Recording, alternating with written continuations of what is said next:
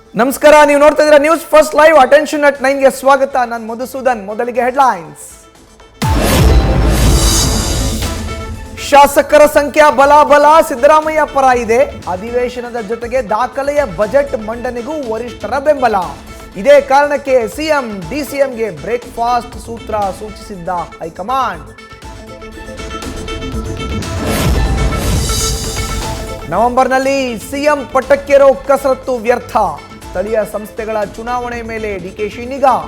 ಮಲ್ಲಿಕಾರ್ಜುನ ಖರ್ಗೆ ಸಲಹೆ ಪಡೆದು ಮುಂದಿನ ಹೆಜ್ಜೆ ಇಡಲು ಡಿಕೆ ಶಿವಕುಮಾರ್ ನಿರ್ಧಾರ.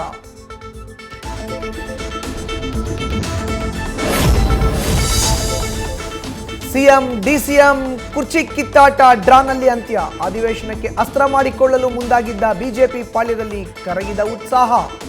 ಸರ್ಕಾರವನ್ನ ಸದನದಲ್ಲಿ ಕಟ್ಟಿ ಹಾಕೋಕೆ ಹೊಸ ಅಸ್ತ್ರದ ಹುಡುಕಾಟದಲ್ಲಿ ಕೇಸರಿ ಪಡೆ.